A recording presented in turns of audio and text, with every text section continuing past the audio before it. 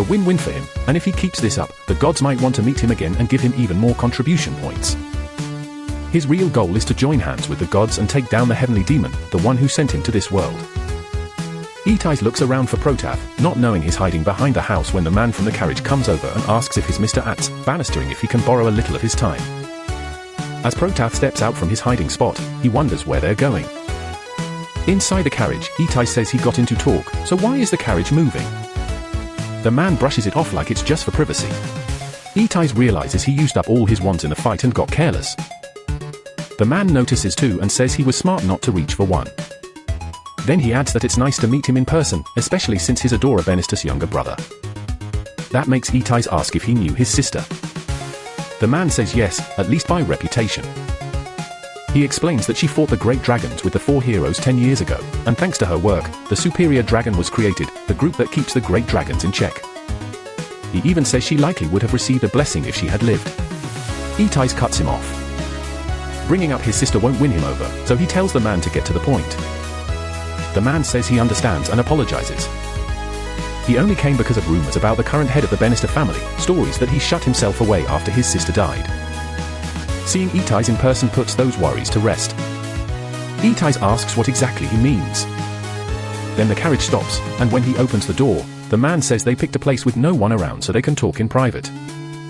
Atisse looks out and sees it's his own house. The man is completely confused and asks why they're here.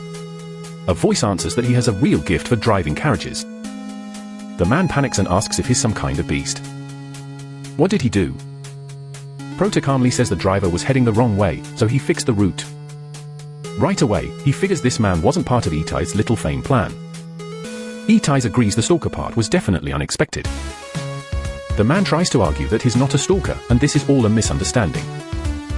But Prota politely tells him to explain everything. A little later, Atisse says he can feel sacred power coming from an amulet linked to Arca, the goddess of light. Prota wonders if that means this man is a priest from the Order of Light. He's already been roughed up too, with at least 2 punches to the face. The man finally says his name is Otto. He's a high priest serving Arca, the goddess of light, and he's level 45. Atisse apologizes, saying it just never crossed his mind that a priest would try to kidnap him. Otto insists he wasn't trying to kidnap anyone. He only wanted a private talk. He says he understands why they reacted that way, but still complains that they didn't even let him explain. He calls out for Walter to say something too. Prota uses his translation skill to speak in Walterian and tells him to quit acting. He knows Otto understands him. Atisse says it's strange that the Order came looking for him instead of the warrior Walter, which means Otto must be here for some secret mission. So the priest admits Atisse is sharp. In his head though, he's thinking most of the dragons have badly underestimated this young one. That's a huge mistake, especially if he's the one leading a Valterra. Otto can't believe Atisse is only 17. But the truth is, Atisse is actually 150. Otto decides to trust him and asks him to listen carefully. He says he's investigating a man named Alejandro, then shows a picture of the blue-haired suspect. Otto believes he's somewhere in the refugee villages around the Crater Valley. Atisse immediately guesses Alejandro is leading some kind of criminal group and using those villages as a hiding place. So Otto says he needs to explain the refugee villages first. The refugees weren't originally from this city, but after the crater dungeon appeared and hunters started pouring in, housing costs shot up because of the Lord's orders, so they were pushed outside the city walls. We then see the same man Prota gave money to earlier returning home, and after a short talk his wife asks if he found anyone willing to help the village. Then a man comes running over yelling, "Hume!" The father tells him to run back to the village, but the monster chasing him swallows him whole. Now the beast charges in and the villagers say they need to be realistic. No guild would take a request with a reward this low. They've already asked for help before, and if anyone were coming, they'd be here by now. The little girl calls for her father, but the monster lashes out its tongue. The father freezes. Otto explains that normal people, even if they train hard, usually stay under level 10. Monsters are far stronger than most civilians, so their only real hope is hunters. But the Order can't interfere with local rule, so it has to rely on hunters instead. In return, Otto can offer contribution points, which raise someone's chances of meeting the gods. At first, Atisse seems ready to help and almost says they can begin right away. But when he's about to agree, Otto stops him. Atisse realizes something doesn't add up. If this were really just about saving villagers, there'd be no reason to search for a dragon hunter. Otto admits he's right. The real mission is to find Alejandro's base, the Dragon's Nest. He's sure Atisse has heard of it. Atisse says that should be impossible. The nest was supposed to be wiped out, and even if some part of it survived, dealing with it wouldn't be a hunter's job. It should be handled by the Order or the Brotherhood. Otto agrees. The Order has investigated Alejandro fully, but they still couldn't find any crime they could pin on him. In fact, to the refugees, he looks like a hero. Right then, a louse drops in with Invern like lightning, and takes out the monster. Otto stares and asks who they are. The two answer that they came from the Dragon's Nest and were sent by Alejandro. In a flashback, a louse Jay asks if Alejandro really wants her in a fire to save a village. He says yes, just help the poor refugees by killing the monsters around them. He then asks another man if he can handle the rest. And he says he can, and that he never expected being there earlier would earn him a chance like this. He promises to do his best, but a louse Jay wants to know what Alejandro is really planning. Alejandro also tells Andy to watch Invern closely, since she tried to escape before. Then he says the Dragon's Nest stayed hidden in the shadows for the sake of justice, but now any refugee who wants to come can be evaluated and welcomed in. That makes a louse too suspicious. This place stayed hidden for so long, so suddenly trying to recruit lots of people feels very strange. Back in the present, she faces more monsters while Invern finishes one off and asks if a louse is hurt, but she's just soaked. So, Uffa flaps her wings to dry her off. A louse Jay says she's fine, but Uffa insists her beautiful hair still needs drying. The two chat for a bit, and a louse Jay talks about the guide. She's trying not to rely on it so much when she attacks. She wants to use the magic scream on her own instead of depending on the guide. While Uffa brushes her hair, a louse Jay remembers her childhood when her mother used to comb it. Her mother was a magic swordswoman, though a louse one once thought she was a dancer because the way she moved with the sword looked so graceful. Then one day her mother went out to hunt and never came back. A few days later, Alejandro was the one who came for her, and he forced the guide onto her body. That's how she lost her sight. Now every time she tries to practice her mother's screams, she ends up leaning on that artificial guide again. What scares her most is becoming nothing more than a servant. The fire tells her they should run away. They can fly west. A louse Jay says she's thankful, but if she runs, Alejandro will kill other people. The Foge asks why she doesn't report him to an Inquisitor, but a louse Jay says that's impossible. She once tried to ask for help for a D1 long ago, and the next day that person was dead. When she later refused to train, she was forced into a test, and Alejandro told her that people's lives are cheap and he would make her obey.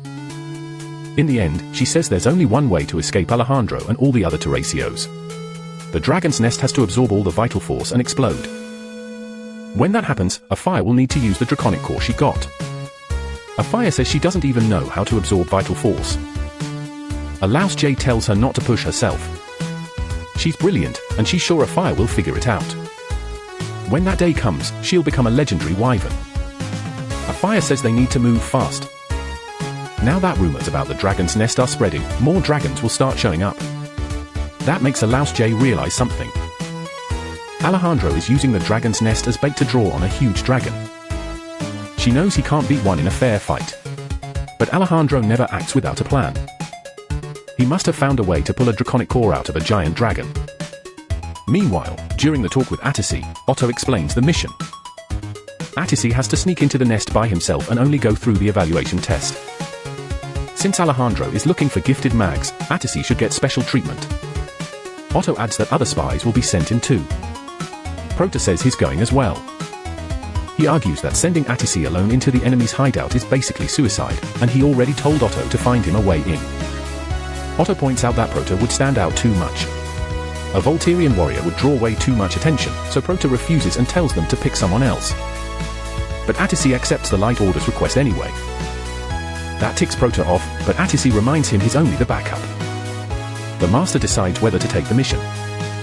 Otto cuts in and says it's settled. They'll meet at the East Gate where he'll hand over the papers and gear.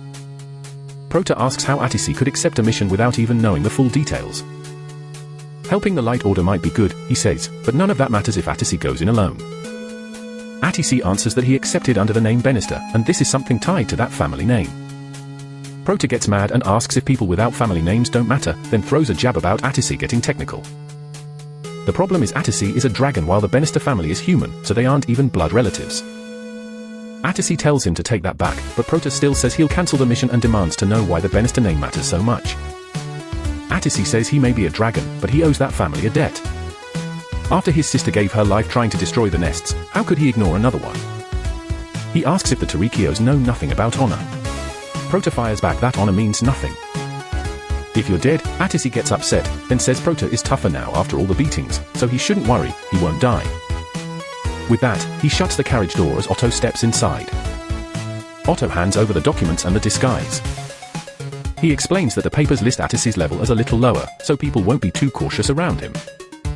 Then he starts going over the file in detail, and Atisse gets annoyed saying he can read, so Otto should stop talking for a second and let him focus. Otto thinks it sounds like a couple just had a fight. Then Atisse notices a problem. The papers say the gender is female. Otto says that's no mistake. Then he asks Atisse something important. Does he know how to use makeup? Later at the village entrance, a line has already formed for people heading to the dragon's nest. A bald man says goodbye to his family, then spots Atisse, the person who saved him before, and asks what she's doing there. Atisse says she's escorting the people heading to the nest and asks if he's going to. He says yes. Salt work is the only skill he has, so he's going there as a bricklayer. Atisse asks if he understands that he won't be allowed to leave until the job is done. He admits he's worried about the monsters, but then everyone turns to a fight happening between the applicants. Number 57 wins and gets approved. Otto then welcomes him to the dragon's nest and the guy celebrates. The legit counts the people there and figures there are around 25 to 30. Then she asks Ifra to help her watch the fight since she can't see it clearly from where she is, so Ifra lifts her up. Next they call number 59. The T steps forward disguised as a woman. He introduces himself as Ariana. A quick flashback shows him getting dressed while Otto asks if he needs help putting on the top. Atisse says they're almost done. Then asks why the Light Order chose this plan and what the other 5 religious groups are doing. Otto explains that the orders of water, fire, earth, and air don't step into problems unless it affects them directly. And if they ask the Dark Order for help, they just send Inquisitors to burn the whole place down. Since they want to handle this carefully, they chose this route. In the end, Atisse comes out looking surprisingly convincing. Even the glasses help sell the disguise. Atisse asks what Otto thinks and the man is already crying. Now Atisse's first job is to confirm the dragon's nest is real and pass the selection test. When the guard asks for Ariana's papers, Atisse gets nervous. He's used to hiding who he is, but pretending to be a woman brings way more attention than expected. People are already staring at him hard. But what really sticks in his mind is Prota's warning that he might die during the test. So he tells himself he has to handle this on his own. Watching from nearby, Iliji thinks this girl is suspicious. The evaluator says she's a level 30 mage, but Iliji already saw her real level 45. Even so, the evaluator glances at the paper and approves her. Iliji is confused and the others start complaining. To them, it looks like obvious favoritism. Since she didn't even take the test, the evaluator explains that the dragon's nest needs mags and mage testing works differently because they're mainly used for research. Iliji tells him to hold on. Alejandro never mentioned any exceptions, so she'll test Ariana herself. The evaluator says this is sudden, but Iliji tells him to move. What she's really thinking is that Alejandro can't be allowed to gather more strong people. So she attacks first. The strike comes fast, but Atisse uses ice magic to freeze her sword in place. Iliji admits Ariana is skilled in close combat for someone applying to a research group. The evaluator brushes it off his luck, but Atisse is already thinking ahead. He knows he can't use advanced spells here and wonders if he should stick to ice magic only. Iliji drops the sword and rushes in barehanded. Then a huge fat man suddenly jumps in to attack them both. The brute grins and asks if he passes as long as both of them die. This is the Crater Maniac, level 45, but when he looks at the club in his hands, it's already half melted. Iliji tells him to save his test for later. Then she asks Atisse if that was luck too. He says of course it was just a bad weapon. Right after that, the man grabs a monster's leg and swings it at both of them. The blow lands and suddenly the evaluator is standing right beside him. Shocked, the brute asks how he's still alive. The evaluator calmly says it's nothing. Thanks him for the concern and adds that unfortunately, registrations are closed for today. The fat man asks if that means he passed. The evaluator says, well, he forgot to mention one thing. Corpses can't pass the test. Then he drives a hit straight into the man's stomach. That's all it takes to blow the maniac apart. The guy coughs up everything and his belly lets out a nasty rumble. The evaluator casually marks it down as another accidental death. Ella J is stunned for just a split second. She felt an incredible burst of power. She realizes he's an aura user. After that, he simply says they can continue on to the dragon's nest. Aura is a red energy born when someone trains their body and strength to the extreme. Once awakened, it pushes a person's power far beyond normal limits. In a flashback, Prota is training when he suddenly feels a burning energy. He attacks and then stops. Something is wrong. When he checks what's burning on his back, Atisse is right there. Atisse apologizes and says he'll put it out. Prota just complains that now he's cold. Still mad, Prota says, even with his high resistance, that's still burned. Atisse apologizes again and admits he was practicing spells. Prota grumbles that the scroll cost as much as a house. Atisse explains that it's a special scroll that gives a mage knowledge and mana from others, helping them control spells better. Prota gets annoyed again, says mags have it easy, and asks if there's any trick like that for learning aura. Atisse says no, there isn't. Then he explains that every aura has a fixed nature and the 4 energies are what define a person's special trait, which can shape their class. Vital force is something everyone has and the 4 energies can be learned. But unlike the others, aura only comes through brutal training. And even after 40 years, there's no guarantee anyone will get it. Since aura is different for each person, nobody suspects Prota can't use it. That's why his strength stands out so much. Prota says someone will probably figure that out someday. Atisse agrees. The crater dungeon has been both a blessing and a curse for him. He goes on to explain that high-level creatures are impossible to kill without at least one of the 4 energies. Prota asks if that means there are more monsters like the Lich. Atisse says probably, and sooner or later they'll run into a threat brute force alone can't solve.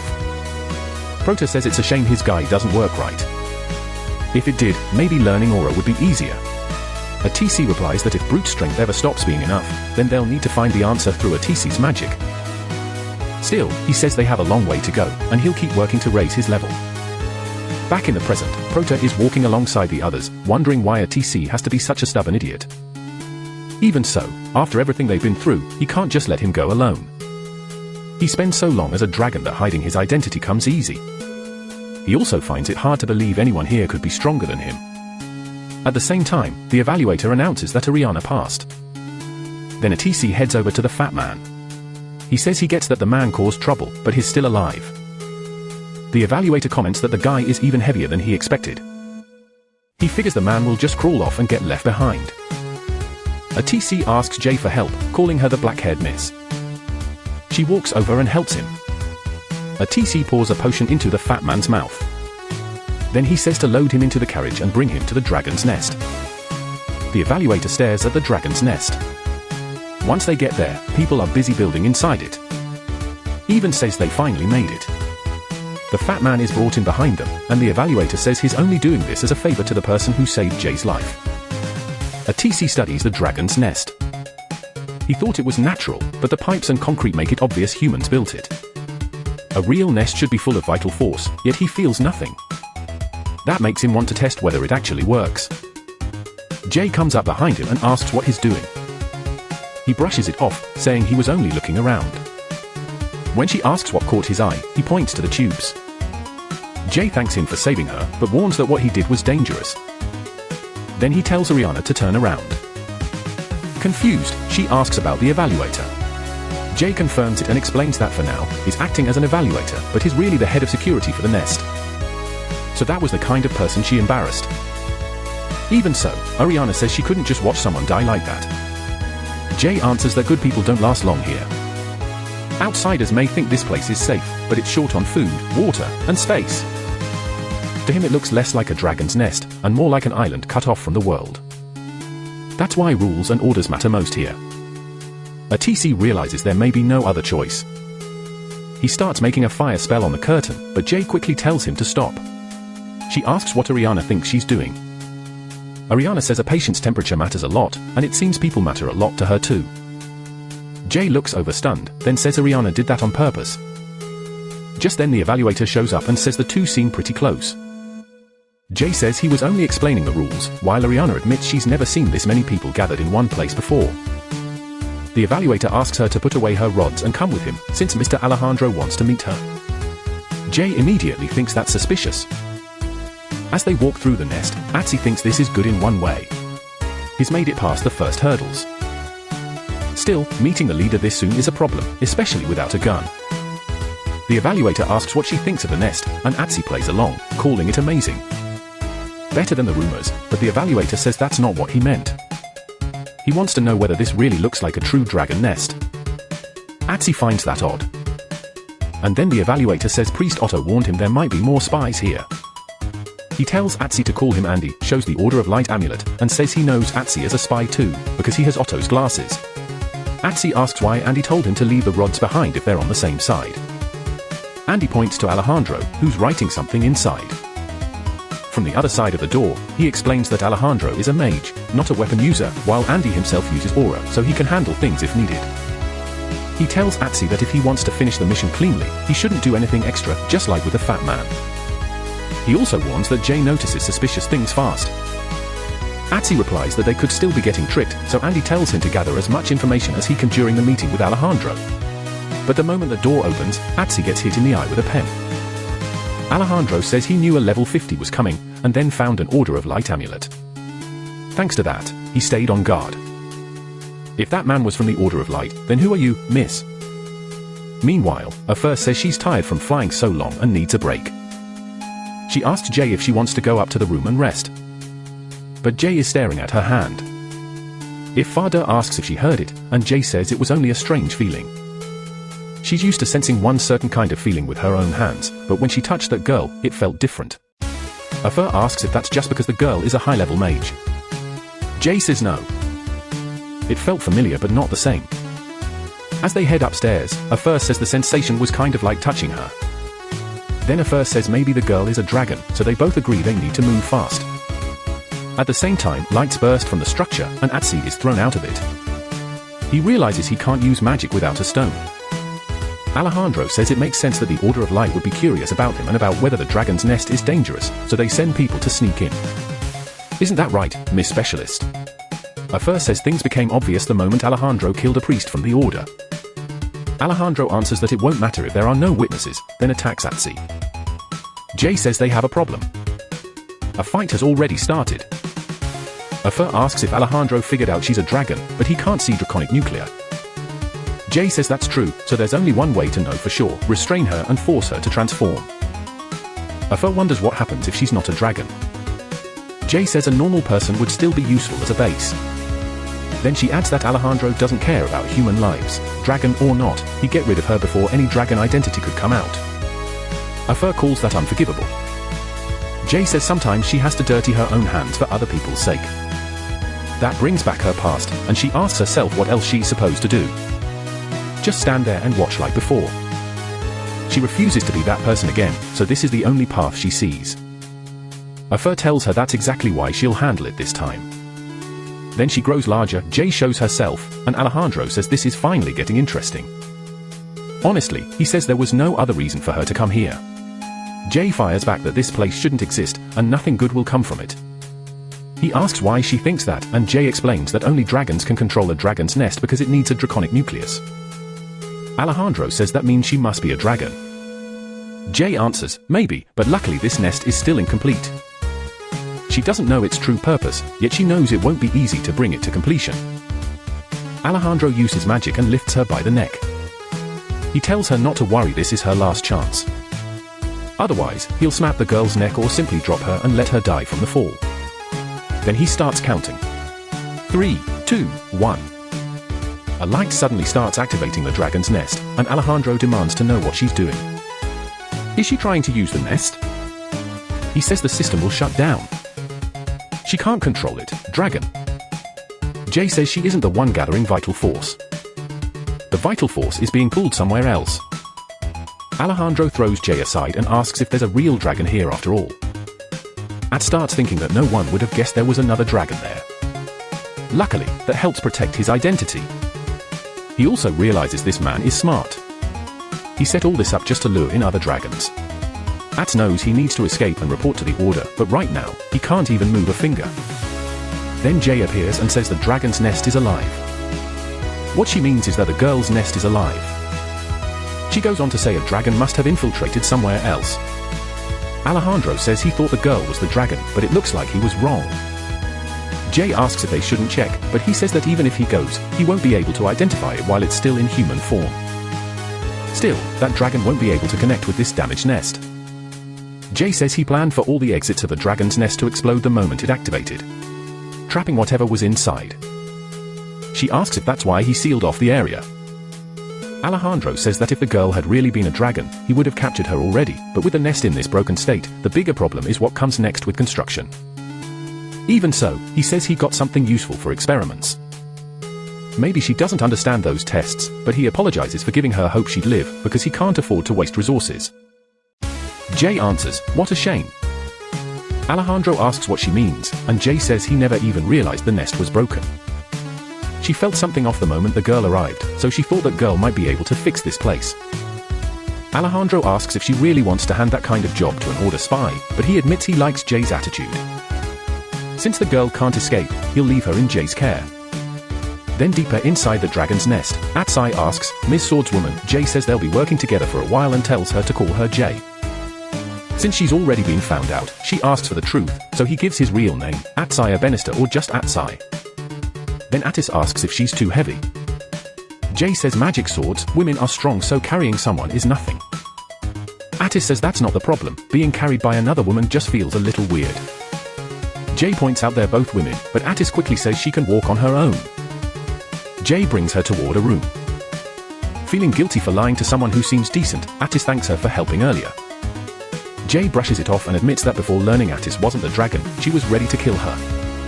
Atisse says Jay already saw the dragon was somewhere else, but Jay tells her to quit playing dumb. Atisse gathered a huge amount of vital force, and not by normal means, so it must have come from a dungeon. That guest catches Atisse off guard. Jay explains she could feel the flow of vital force while carrying her. Then she drops the act, no one can hear them through these thick walls. She's level 35 while Atisse is level 45, and as a magic swordswoman, her power depends on using a metal weapon. Without a sword, Jay says she's basically just a normal person. She isn't carrying any metal, so if Atisse wanted to, beating her would be easy. Instead, Atisse grabs her shoulder and asks if Alejandro ordered her to expose Atisse as a dragon. Jay says the dragon's nest is an awful thing born from the greed of the great dragons and warns that Alejandro is using her. Atisse keeps going. Even if he's a descendant of the fire dragons hiding in human form, they still need a way to stop Alejandro. Right then, a fire bursts in and attacks. She yells at Atisse to stop hurting Jay and calls him an evil dragon. Atisse is stunned. Dragon? So this is the one who activated the nest? Jay tells a fire to hide, but a fire snaps that she hates anyone who shouts at Jay.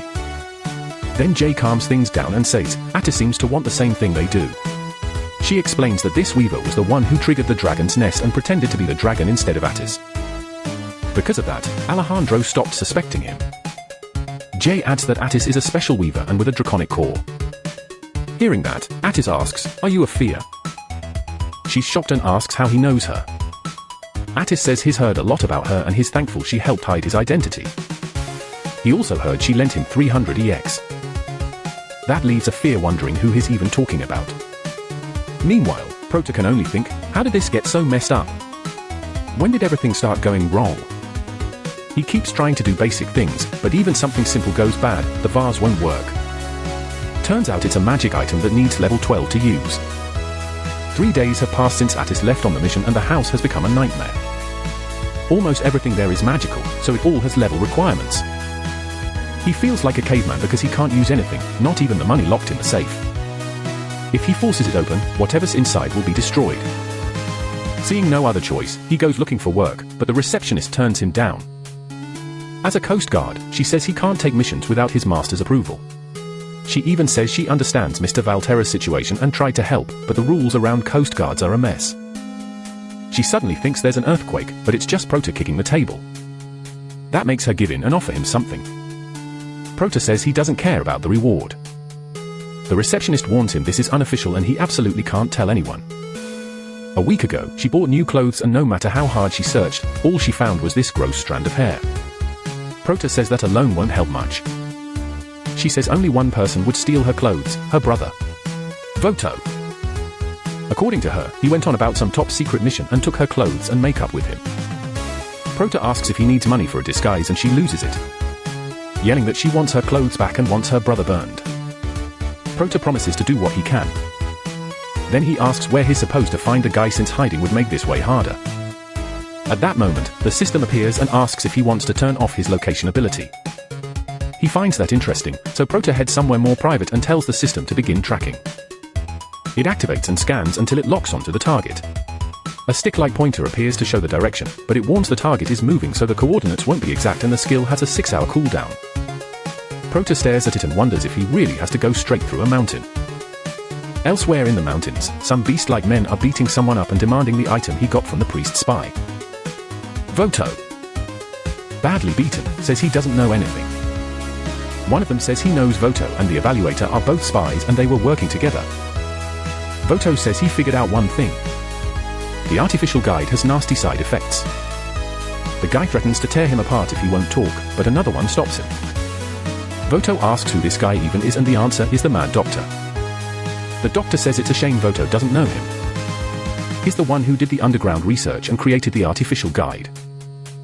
Voto says changing the form of humans who were made by Alsha, goddess of light, is basically a sin and calling it a product makes it even worse. The doctor gets angry and says that's rude. Appearance means nothing. He points out that Voto is level 45 and asks why anyone grows stronger. His answer is simple. A human's true worth is in their level, not their body. Then he shows off his own monster-like form and says it made him more efficient. Voto tells him to quit spouting nonsense and asks what would happen to the world if people like him became strong. The doctor says it doesn't matter. The strong already ruled the world and the weak never had a chance. Besides, the perfect artificial guide is almost done. Then he realizes he may have said too much, so he decides to use Voto's high-level body instead. He activates a parasitic skill and pulls a larva from his mouth. The creature goes in through the nose and eats part of the brain, leaving the victim open to commands, but then a crack appears in the wall. A second later, the parasite suddenly dives into the doctor's own nose instead. Then Prota shows up. He says he found him. The beastmen are totally confused, asking what's going on with Valterra. Prota says he's here to bring Voto back. Voto figures that's just what you'd expect from the Order of Light. They had spies besides him. But Prota immediately asks what happened to his face. One of the creatures attacks Prota while calling him a fake Valterra and asking if he has any last words. Prota says they probably wouldn't believe him anyway, but he's sorry. He didn't know this cave was their home and he didn't mean to punch a hole through it. He says he gets why they're mad. An infernal dog once wrecked his house too, so he knows the feeling.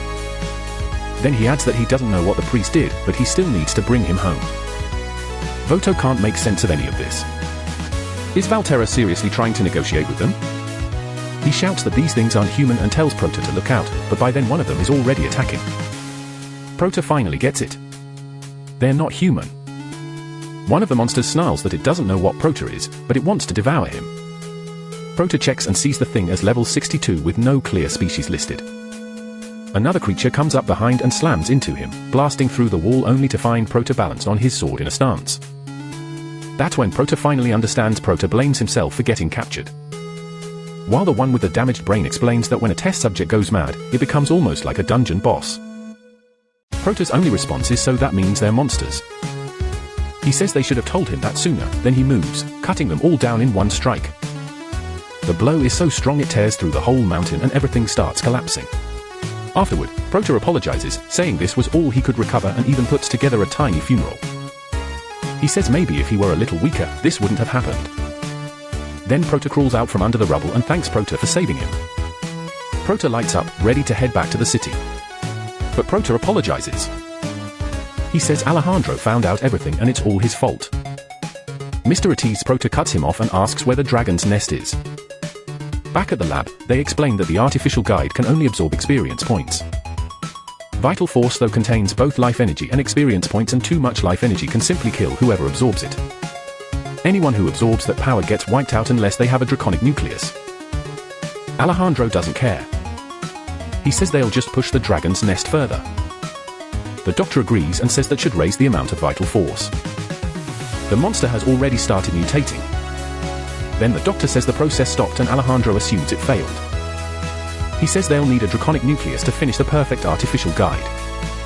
The dragon's nest was rebuilt, but it shuts down the moment it starts absorbing vital force. Once that happens, the creature loses control and attacks the two of them behind the glass. Alejandro stops it by controlling the energy running through the cables. But what he's really thinking is this. Maybe the dragon's nest needs another trigger to turn on. So he orders them to call Dr. Ant.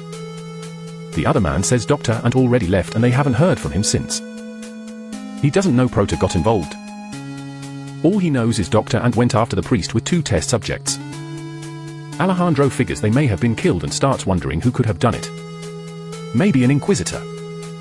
He admits things are getting messy and orders the man to send test subjects to watch the last sector. Nervous, the man asks how many. Alejandro tells him to send all of them. By then, Atisse has spent a week inside the dragon's nest. But Afia thinks she can't help because she's only a wyvern. She says she's bored and lonely since the other 2 are always busy. Really, she's just jealous. To her, Atisse is stealing her friend. As they leave a dungeon, Atisse notices Effa is hurt and gets a little worried. That only makes Effa even more jealous. Then Atisse explains the dragon's nest isn't broken at all. The real problem is Effa's core. When she tried to escape, the vital force rays registered her core as the nest's key.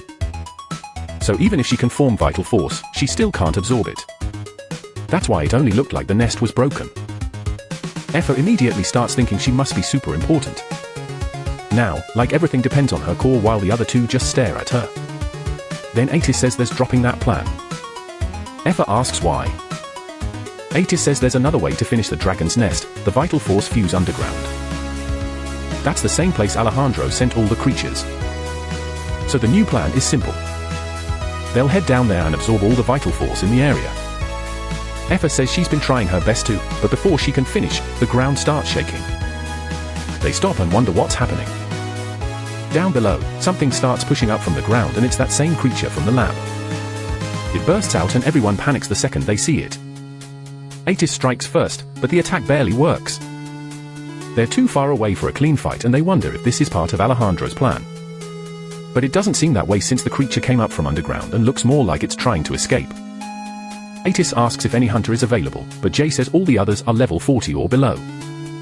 Atisse is the closest match at level 45 while the creature is level 50. So Jay asks Effa for help, but she insists she can handle it alone and rushes the creature. Atisse yells that it's dangerous and then someone gets pinned with the monster right on top of him. But Effa's blue flames slam into the creature. She's convinced she can do this by herself, but the creature starts hurling rocks at her. She dodges and admits it's fast, but says it'll never catch her in the air. Then she attacks again. But in the middle of it, the creature suddenly grabs Effa. At the same time in Alejandro's room, a woman brings him the artifact he asked for. He says he wanted the weapons because he may have gotten mixed up with a group of Inquisitors or some other nuisance and plans to deal with them. So he can finally finish everything. The woman asks what he'll do if a dragon shows up. He says that's already been accounted for, so nothing will throw him off now. Just then the doctor throws open the door in a panic and says one of the test subjects escaped. A blade suddenly cuts him off. Alejandro calls him useless. Then the woman points out that the test subjects are moving and says he should check it himself. Alejandro says it'd be nice to have more than one body because he's needed here too. Back with Effa, she manages to break free from the creature's grip and grab it by the shoulders. Jay asks what she's doing and Watson is stunned by what she's about to do. Effa flies straight toward the center of vital energy and before long, the creature starts warping from all the energy it absorbs. Then it explodes. Jay rushes after her. Effa proudly says she did it. The monster blew up and she's totally fine. Then Jay slaps her. Effa doesn't get it, but Jay tells her to move because she's about to be hit. Jay blocks the attack and Effa finally realizes what's happening. Alejandro appears and says he finally understands why Jay told him not to kill the wyvern. Still, even he didn't expect this, a wyvern with a draconic nucleus. Jay asks if he was planning to absorb Effa's vital force, then warns him there won't be a second chance. Watson yells for Effa to run while Jay attacks Alejandro. He says Jay is fast enough to keep the new girl by her side, but as they clash, Jay keeps shouting for Effa to get away. Effa tries to take off, but in the middle of the fight, Alejandro slips past both attacks and goes straight for her. Elsewhere, Prota cuts through monsters as they head for the dragon's nest. He says every mountain around here looks the same, so how is he supposed to know which one it is?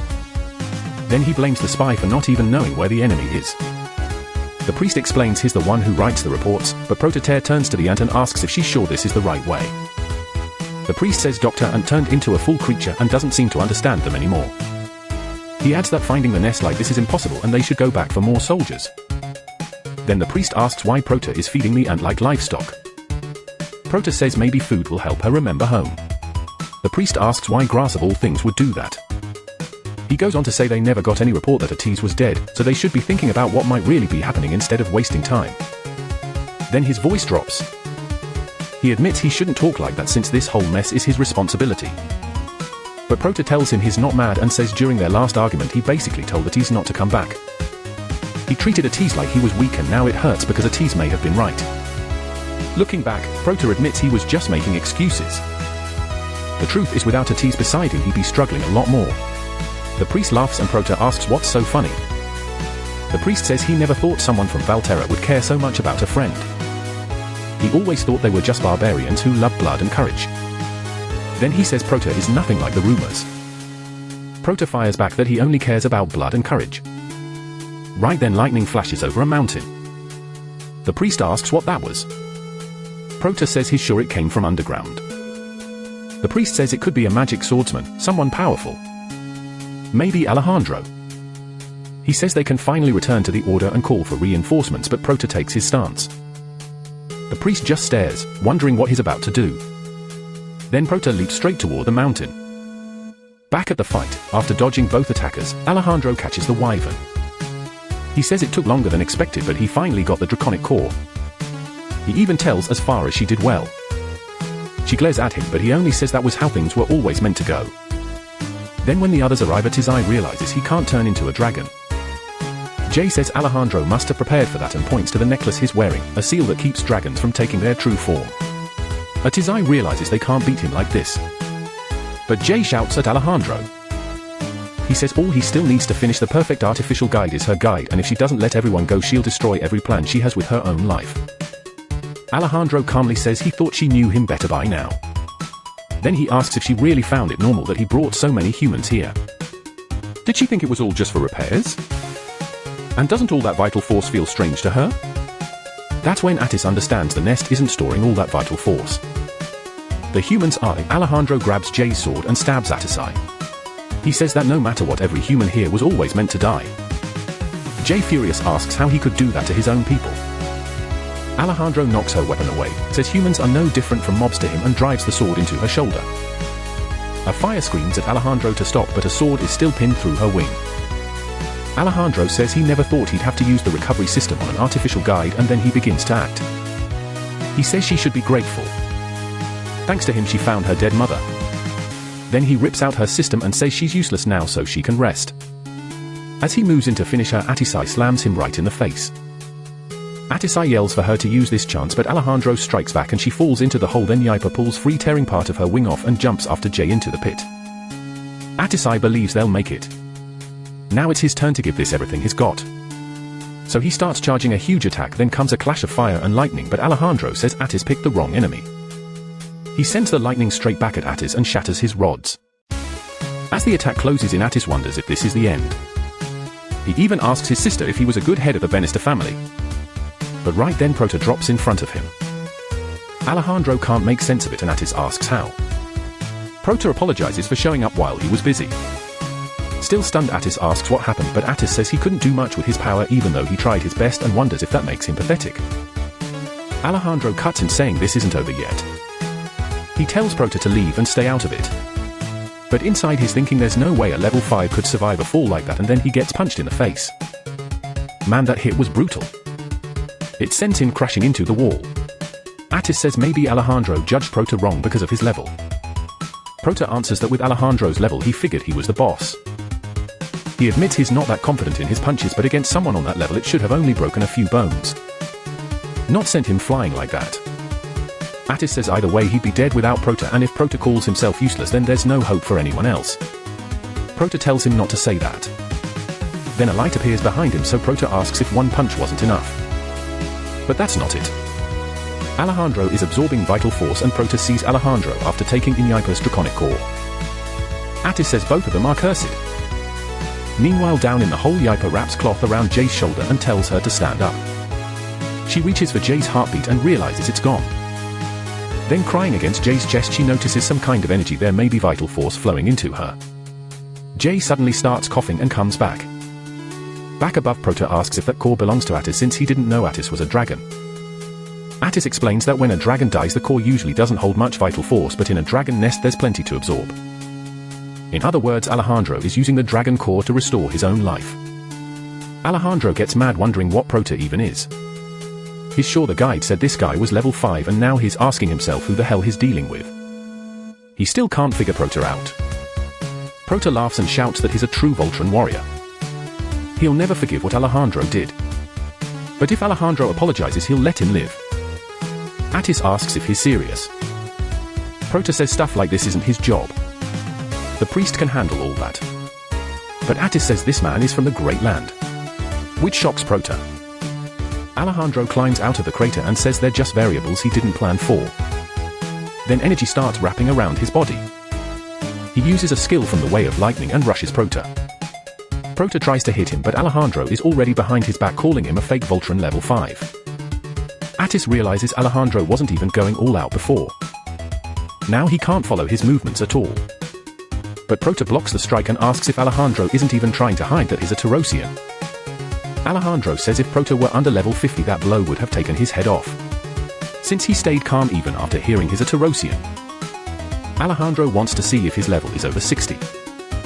He charges another attack while Prota thinks he needs to capture Alejandro somehow and get information about the Great Land. Alejandro warns him not to dodge this next move or the one behind him will get hit. He reveals Atisse standing behind Prota, then starts rambling about how his power spins and how he controls it. He keeps going on about force like every villain who loves hearing himself talk until Prota gets tired of it and attacks. He nearly slams Alejandro to the ground and asks what level Alejandro thinks he is.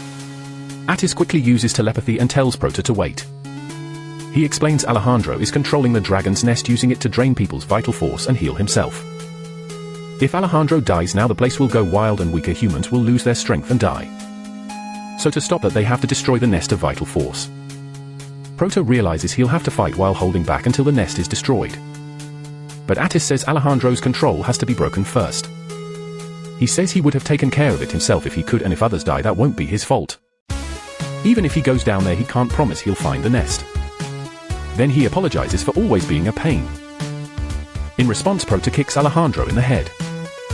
Flat on the ground, Alejandro still can't process what's happening. Atisse asks what Prota is doing and Prota tells him to go destroy the nest. He'll do his best not to hurt Alejandro too badly, but he can at least keep him from getting in Atisse's way. Atisse warns that even taking Alejandro's attacks is dangerous and he's the one who started all this. Prota just says he trusts Atisse and tells him to hurry so they can all go home. Atisse smiles and says he'll be back soon. Prota thinks he's way too gentle for a dragon. Alejandro asks if Prota really thought he'd chase him when there's something important down there. He says there is, but it's not like he came unprepared. He had a plan in case weak pests went after the fuse or things may have gotten messy, but that's fine because Prota still won't be able to kill him. Prota answers that he'll destroy Alejandro's whole future without killing him. Underground, Jay guides Yipa by following the flow of vital force, telling her to go right, then left deeper through the corridor until Yipa tells her not to push herself too hard. Jay says losing her artificial guide doesn't mean she lost her own skills too. She explains Alejandro's other followers don't know she betrayed him, so she should still be able to get into the place where the fuse is, but even if they reach it, there's no promise they'll get out alive, and she apologizes. Yipa tells her not to. She says she wants to see Alejandro's face after they wreck everything, and she's already thinking about finally getting back to the real world once they escape. Jay warns that Yipa is a wanted person now, but Yipa says Miss Hatchune can explain it later. Either way, they're all leaving together. Jay looks at her, but then a strange light appears and the whole place shakes. The tremor reopens Jay's wound. Yipa asks if she's okay, and Jay says the shaking made it worse. She figures Hatchune must be fighting, so they need to hurry. Then she says she's feeling a huge amount of vital force ahead. Yipa Paw asks if she can't sense everything else here too. A bunch of defeated creatures are lying around. Jay asks what she means, and Yipa Paw shows the evaluator. She says she already wiped out all of Alejandro's subordinates unless one's still missing. Then she calls on the prayers of the goddess of light and says she still has divine work to do. Jay shouts his name, Randy, right? A hit lands right in his face, and when they look, it's Atisse. He says who would have guessed that priest Randy, a level 50, ended up as some kind of test subject. Atisse yells that they are not enemies and they need to destroy this place, but the priest only shouts that the mission comes first and anyone who interferes is an enemy. Then he attacks Atisse. Back above, Prota keeps fighting Alejandro, who says Prota's style has plenty of openings. Still, his raw strength and speed cover for it, which makes him dangerous. If Alejandro could just take his head, it would be over. Prota throws a punch, but Alejandro slips past it and asks if Prota really thought something that simple would hit him. He says he's already figured out Prota's style and that he's never fought someone who uses lightning. A sharp polished skill beats raw power, he says, and it'll be easy to finish Prota once he's on the ground. Then he uses a massive move that calls down several bolts. Prota blows right through it, but Alejandro keeps talking. He says the second Prota swings his sword, he'll be open. Alejandro keeps attacking and running his mouth, even saying Prota shouldn't worry about his little friend, because there's a level 68 monster down there to deal with her. Another bolt hits Prota and Alejandro is stunned because Prota tanks it and nothing happens. Prota says he expected more after all that talk, then repeats, "A level 68 monster?"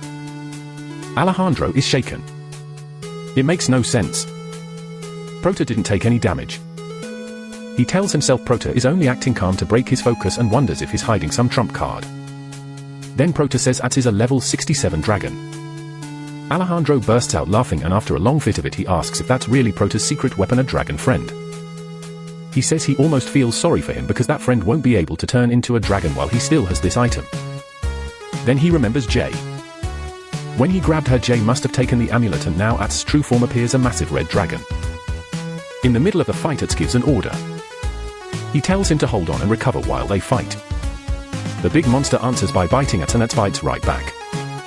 Then without letting up, he hurls the monster away. Jay yells to Atisse, asking what happened to Alejandro and who's fighting up there. Atisse says his friend is keeping Alejandro busy, but to beat him they have to destroy the vital force fuser. There has to be a way to shut it down somewhere in here, so he tells the two of them to handle that while he deals with the priest and blasts him with fire. Afia heads straight for the fuser but gets slammed in the face. Then they figure out the fuser can't just be smashed apart.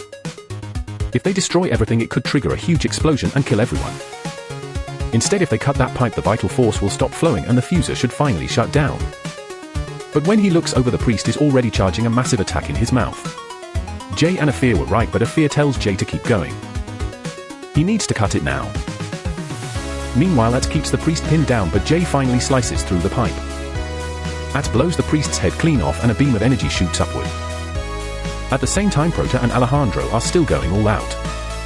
Alejandro realizes the real dragon he was after has shown up, a level 67 dragon. But could that dragon really have turned a lick to dust?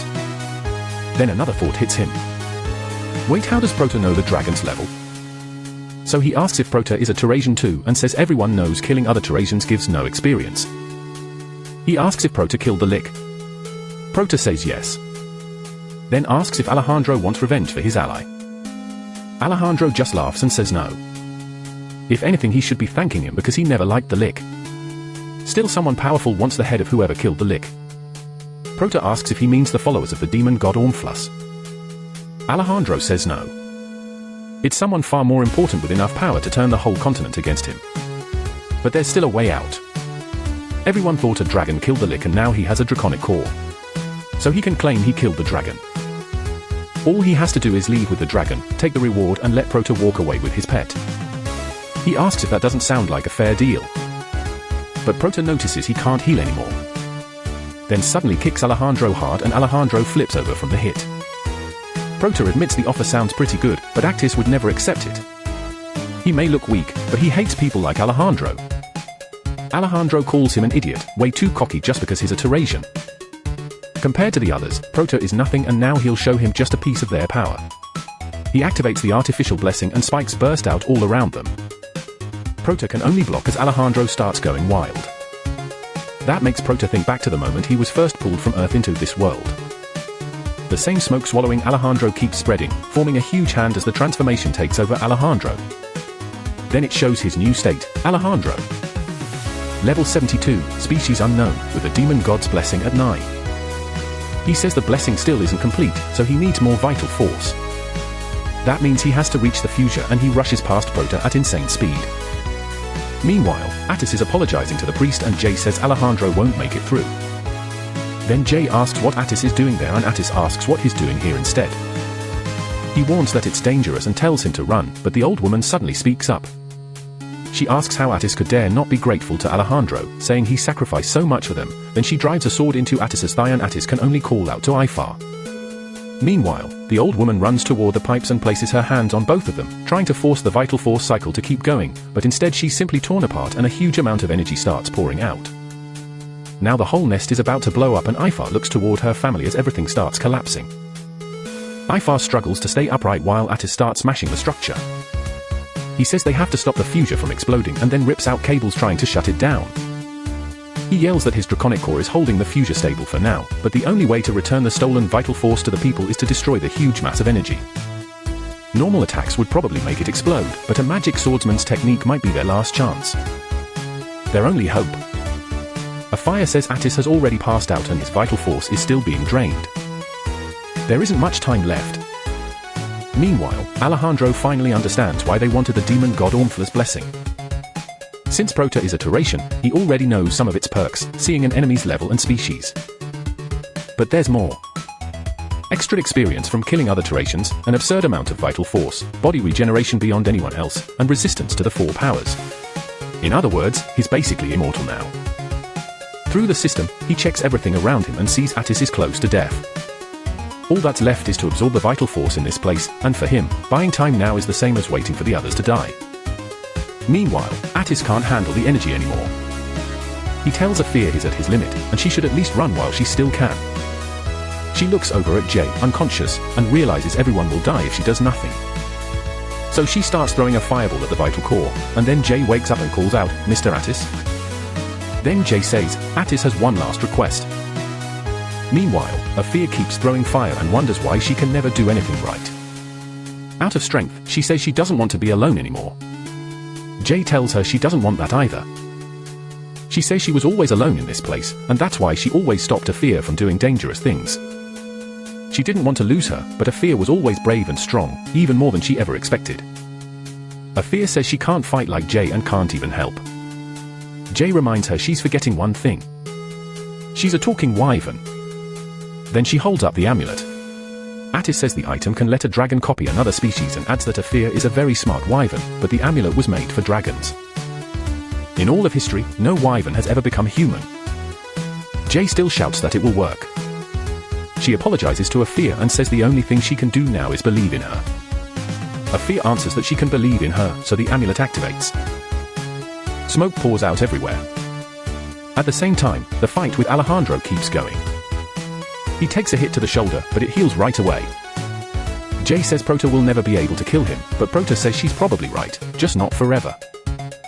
Alejandro still feels pain, so Prota will keep tearing him apart until he begs to die. Alejandro shakes the whole base and says no, Terration has ever lived this long. According to him, Prota isn't human. He's a beast. Then Alejandro forms armor like a dinosaur over his arms to block the next strike, but Prota still lands a direct hit through the middle. The blow wrecks him. Even though he blacks out for a moment after his body is blown apart, Ormflus's blessing rebuilds him in less than a second. But when he wakes back up, all the pain of being blown apart rushes into his mind. Anyone else would have passed out from pain alone. But because of the blessing, he stays awake and feels every bit of it. Each attack Prota lands brings even more pain, and he keeps losing consciousness in the moments his body is destroyed. Then the second he regenerates, the pain hits all over again. So he starts thinking there won't be enough vital force left to keep him alive.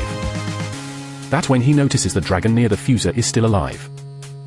Then through the smoke, Afia appears and asks if she looks strange. Jay says anyone would think she was her sister. Even worse, the resemblance is crazy, and she's become a level 5 magic swordsman in human form. Right after Afia's transformation, she figures that if she's seen people walk on 2 legs, then she can do it too. She starts thinking through the balance. What should move first? The hands or the feet? Then she decides to lean forward and catch herself with one foot. Step by step, she starts walking. Atisse says it's amazing how naturally she uses her strength. Just seeing her walk during her first transformation is incredible. Even dragons who use magic by instinct usually struggle with that. Jay starts thinking a fear might actually pull it off. But then the ceiling breaks open and Alejandro and Prota crash down from above. Alejandro screams at Prota to get out of his way, calling him nothing but a monster. Prota fires back that he should look in a mirror. Then Atisse shouts for Prota to look down, and when he does he sees a fear below. He kicks off Alejandro's head to change direction and save her. A fear thinks it felt like it took forever just to get close, and now she's already been pulled away. So she bites Prota's arm and asks who this girl is. Atisse tells a fear to calm down. Prota asks who this cave woman is, but she snaps back that the real caveman is Prota, since he's the one walking around shirtless showing off. Prota asks if she's really a fear. Atisse says he'll explain later, but there's no time right now. Jay realizes she was worried about Prota being a Terracarian, but he actually seems like a pretty decent guy.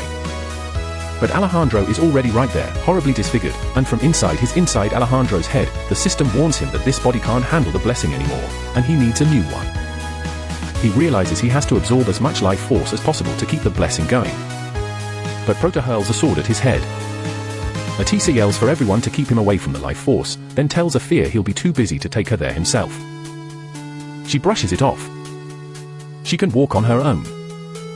Jay even calls out to Effa, and she answers, telling him not to worry and to just wait for her to finish this. With everything happening at once, Jay can only say he'll be cheering for her. Atisse is amazed she's already running right after learning how to walk. Jay agrees, it's incredible.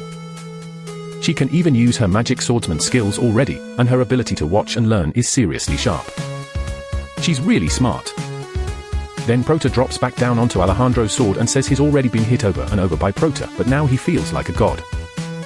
A second later, he takes another hit in the stomach and gets blasted away. He then realizes a fight against Prota may never end, so he tries to blow himself apart into several tentacles, and the tentacles rush at a fire. She wonders if she can block the attack, then spots Jay in the reflection of her blade and remembers his movements, the timing of his steps, and dodges every strike just like Jay. Meanwhile, Alejandro is furious that he still can't kill these mere creatures. Prota fires back that he once nearly died to level 5. Infernal dog, so he knows small monsters can still be deadly. He says that's exactly why these little creatures are dangerous. Then a fire and Prota attack at the same time, and both the life force orb and Alejandro are destroyed. With his final breath, Jay releases the dragon talisman. After that, the Rain and the Order of the Light would later say that Day's victory looked like a miracle. The human experiments planned by the Great Earth failed, and everyone below level 10 who woke up after having their life force drained somehow recovered it. After resting, they were able to return to their normal lives. Of the 36 deaths, most were caused by the artificial guide. Still, all of this ruined the Great Earth's plans, and the people who defeated Alejandro were seen as heroes. Even so, their victory wasn't celebrated. There were no cheers, it all ended in silence. After that, they including Afera were taken in by the Order of the Light for protection. 3 days later, at the Crater Temple, Otto says the incident will be announced as a magical disturbance. He also apologizes that none of them could be properly rewarded or publicly recognized, but Atisse says it's fine since the case involved both the Great Earth and the Earthlings. Prota asks if people really shouldn't know about something this huge, especially when there's no telling what they might try next.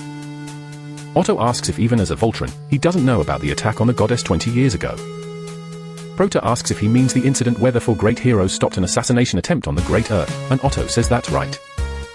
That event led to the Earthling hunt. Prota and Atisse start saying those people got what they deserved, but Otto cuts in and says only 30% of those killed were actually Terracos.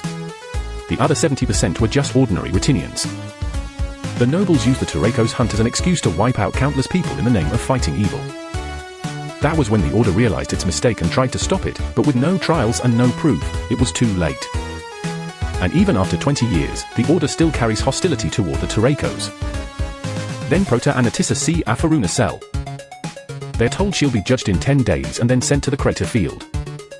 Since there's plenty of evidence she worked with AJ, a direct subordinate of Alejandro, Afro appears with red tearful eyes. They also say that if she really is AJ's twin sister, she could be judged as a blessing of the demon god. Prota notices the soldiers are wearing masks that hide their levels, and he realizes this isn't protection at all. She's being treated like a real criminal. Otto says the trial will only be a formality, but Atisse argues that without Afaru and Alegi, he and everyone else would have died. On top of that, she matters to them, and she just lost the only family she had. Afa asks what Atisse is talking about.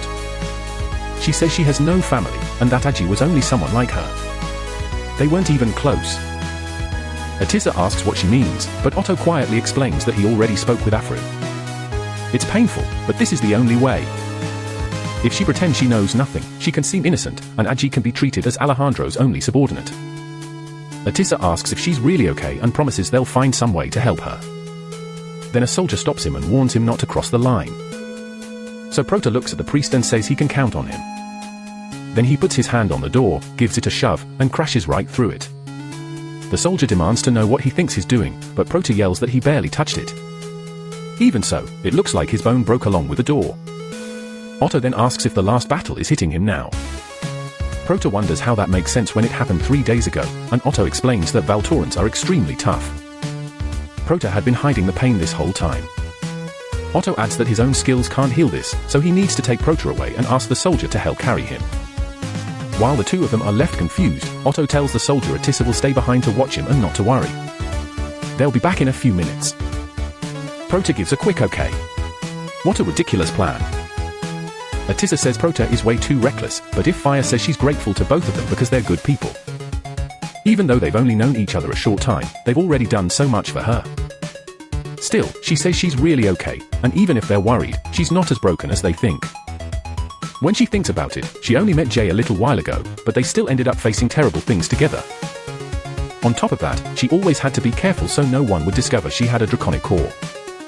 She says she didn't fully understand why Jay cared so much about saving people during the fight, but Atisse says he heard Alejandro say that Jay even tried to save a wyver and he had only just met. Remembering the good moments, Afur says she was stupid and that they could have been happy if they had just run away. Atisse hugs her and says that after a dragon transforms for the first time, they can't change into another form again. It may feel like a curse, but the form she has now is the one the person she loved most wanted for her. So that's when Afur finally breaks down in tears. Meanwhile, Prota and Otto start thinking things through. Prota says old guys like Otto are useless at times like this, but Otto answers that old or not, he actually agrees.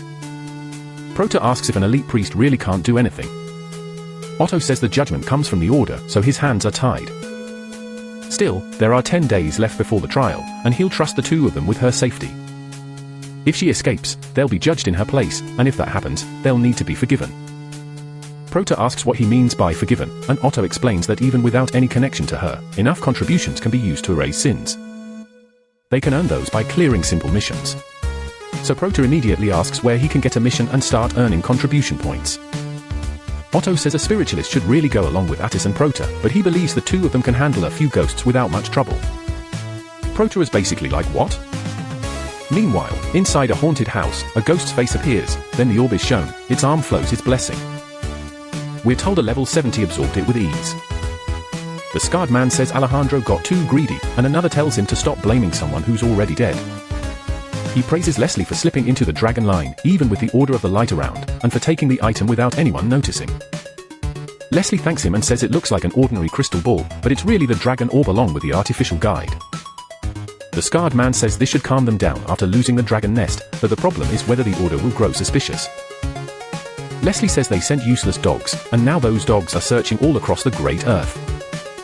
The scarred man says it's actually a relief that the Order of the Light made the first move instead of the Order of the Shadows, because the Inquisitors would have slaughtered everyone. Leslie adds that Rutinians used to fear the Great Earth, but now they don't anymore. With this much power in their hands, she asks why they should let that blight keep spreading. He warns her not to get the wrong idea. There are plenty of other Earthlings who could replace them. They were only chosen because they can operate without killing so many people. He says they need to clean up everything before the Order starts suspecting them. Leslie asks if he really wants to run from one little dog when they could just kill it, and if they're going to clean things up, then they should do it right. He orders his subordinates to clean everything up, then calls in a ghost they refer to as the Lady. People think this ruined mansion is haunted because the family that owned it fell apart. The real story is darker. This was a secret site where the mainland ran experiments. That's why the place is packed with hidden secrets and traps all through the mansion. The lady goes on to say that she feels sad because the world will never know what's hidden here. Anyone who comes in never makes it back out. She says she hates direct fights. She prefers something more artistic. To her, fear is art and despair is what feeds her. But 4 days go by and nothing happens. She starts to think the subjugation mission failed. That just makes her even madder. Their delay is hurting her pride, though she admits it does make some sense, since this place was never meant to be easy to find. So she decides she'll have to prepare the path too. 2 days later, Sadako is there sleeping. Then voices wake her up, complaining that they're late because the Proto wanted to wipe out every monster they found on the way. He brushes it off, saying it was worth it since Aphia leveled up and got her draconic core back. That leads straight into another argument over who really made them late. The one shopping for clothes or the one who kept sleeping. Aphia complains that women's clothes are a pain to put on, unlike the Proto who can just walk around barely wearing anything. Sadako watches them and thinks they better not disappoint her after making her wait this long. At the entrance, Hades calls the warning sign kind of cute while Aphia says it's stupid and way too dramatic. That hits Sadako like a knife to the heart. Now she really wants them dead and decides to start with the girl first. A little earlier at home, Hades had explained why having a spiritualist helps so much against ghosts. Their skills can draw in non-material monsters. But since no spiritualist came with them, they'll have to handle it on their own. Aphia points out they don't have much time left. So why not split up and search for the target separately? The Proto shuts that down right away, saying that's a horror movie cliché.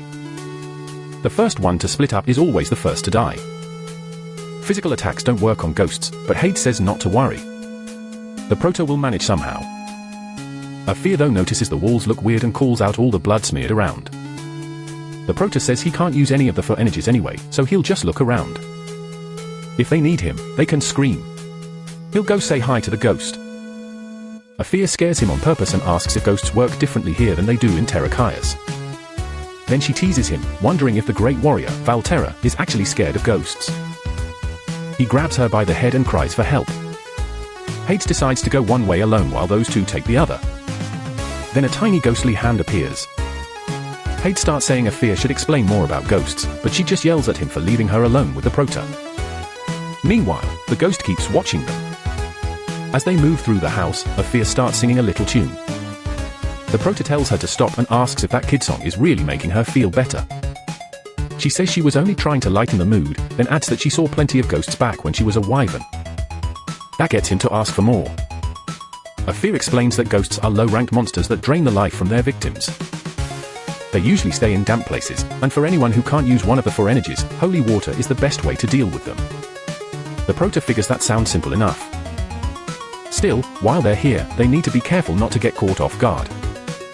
Right then, a monster appears. Sadako thinks she finally has them.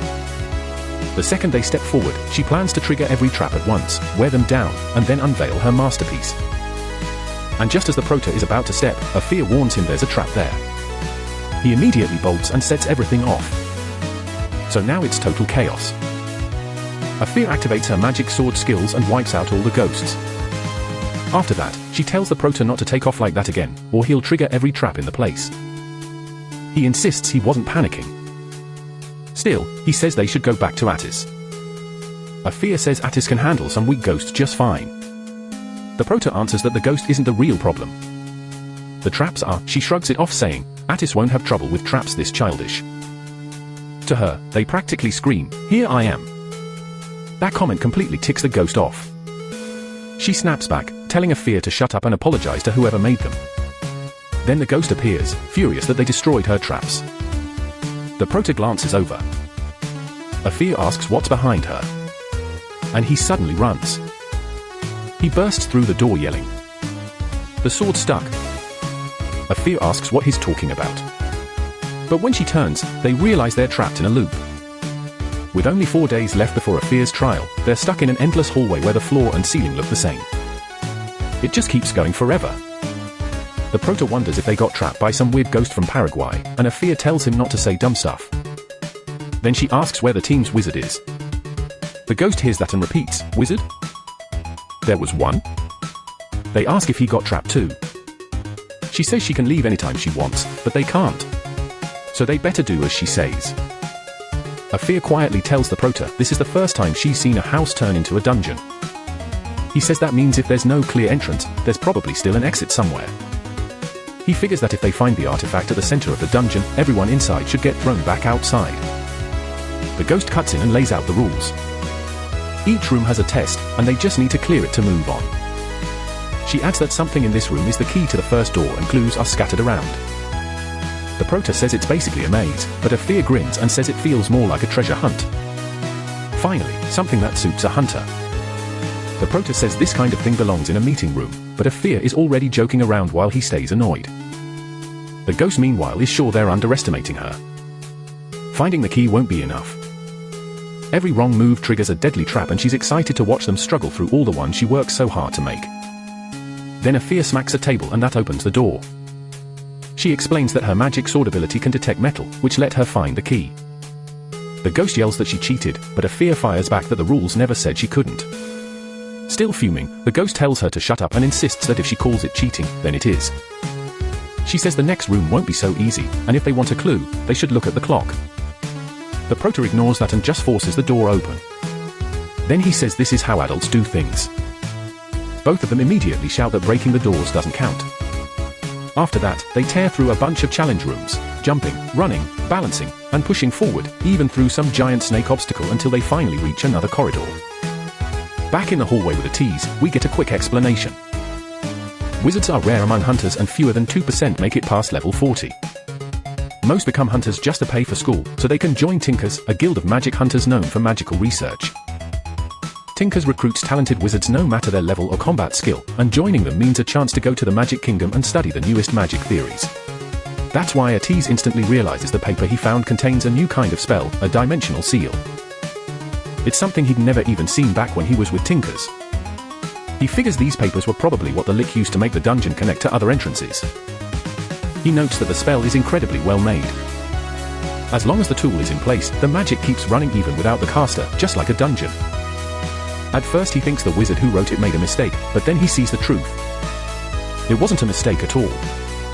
It was planted on purpose, and it'll trigger the moment someone tries to leave. Once he gets outside, he realizes the mansion itself is about to disappear. Then the ghost appears and starts talking about her life, how she was abandoned, and how giving up being human somehow let her finally live like one. Meanwhile, she finds the others casually eating meat with the hippie and just blurts out, "What is this?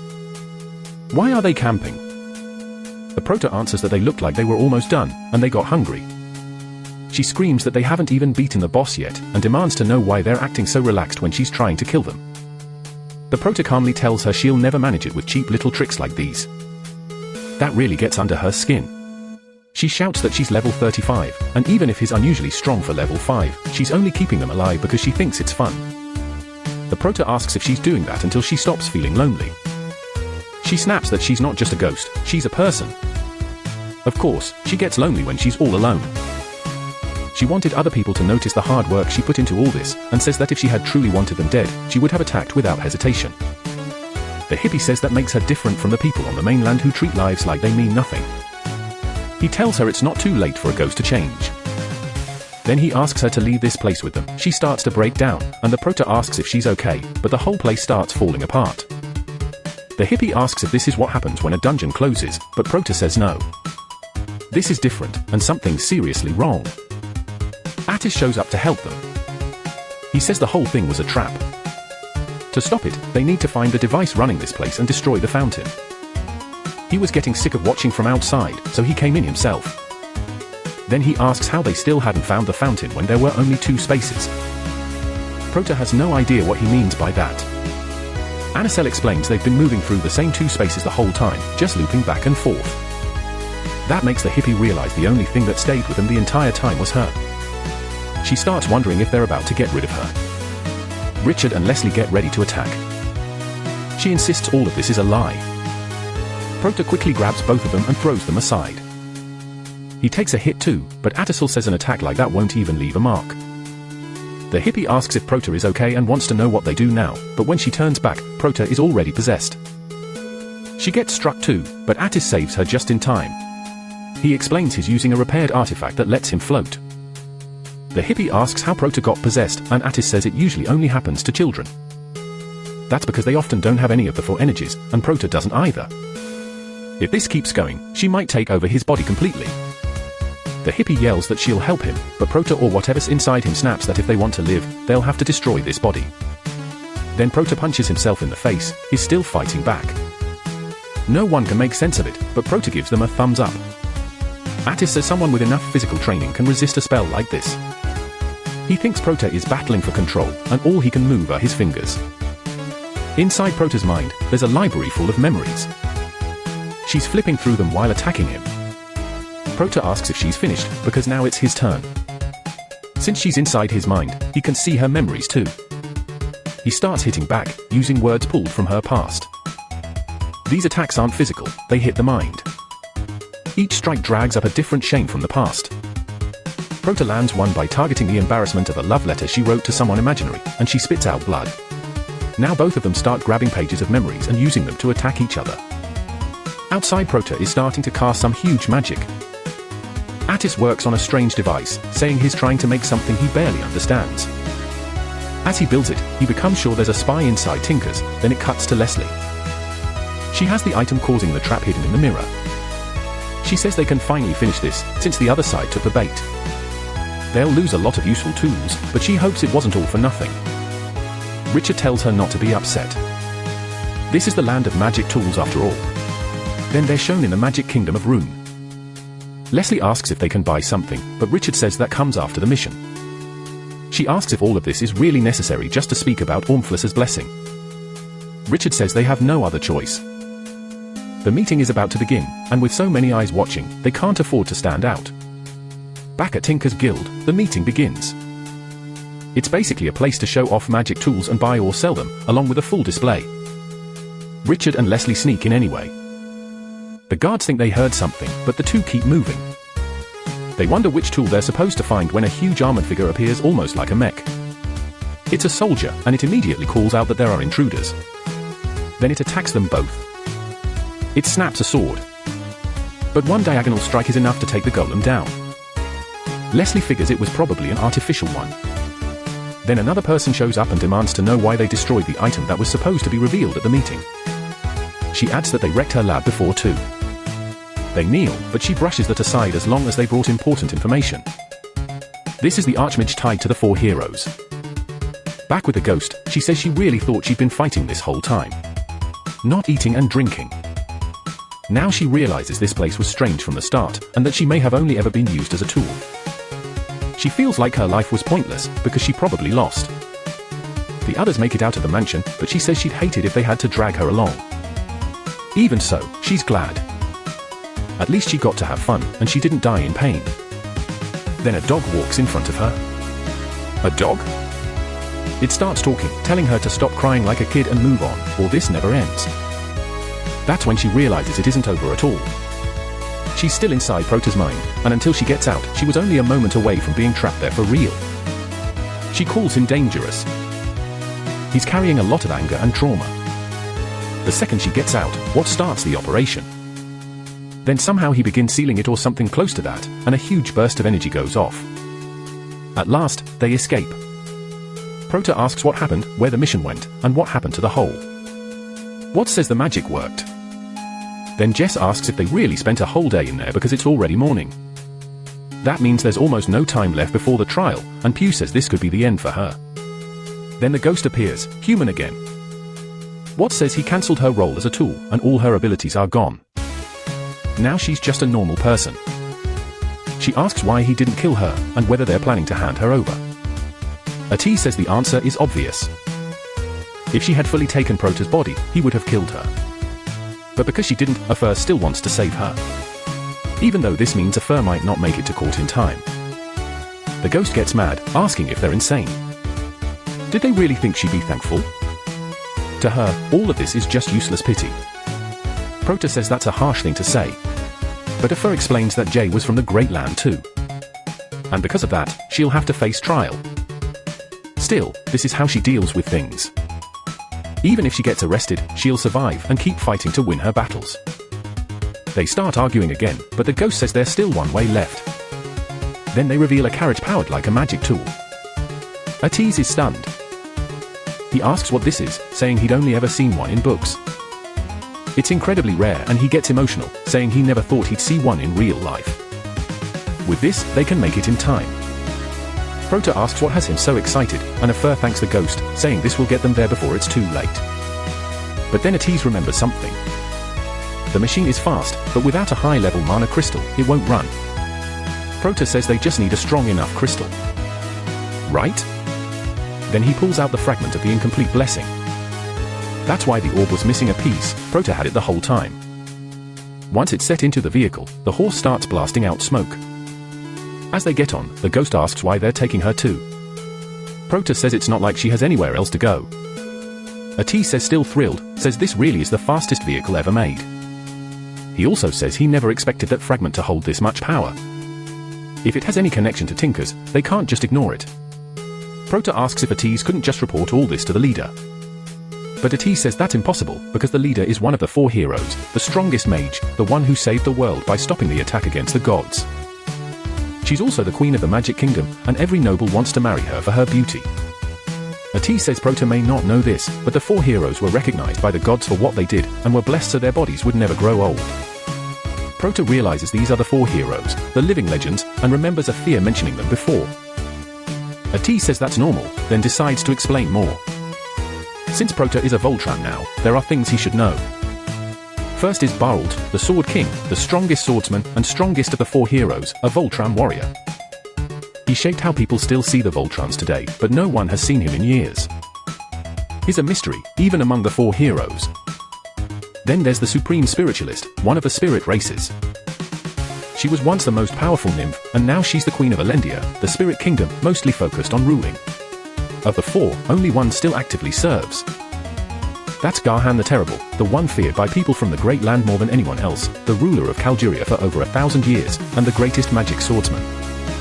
Prota wonders if that means all these old legends used to be in the same party, and says a reunion would be amazing. Atisse says he doesn't know about Barald, but the other 3 have met as representatives, one from each kingdom. He's sure no one could even speak in a place that important, and that the nobles always trying to catch her attention couldn't do a thing. Garhan's support helped her newest invention finally sell. He explains that their military is weak, so they've been building power through the nobles. It's also revealed that Holian didn't come in person. She sent a subordinate instead. The blonde man mocks her, saying that old woman got lazy after living so long, then she asks if the other side got Ormflus blessing. The orb for Ormflus blessing is still missing the fragment Ryu took, and with time running out, she asks if they're starting now. That's when a new presence begins to form. Agatha starts to appear, speaking of emptiness. She talks about darkness, the end, and the beginning, then reveals herself as Kivir, the goddess of darkness.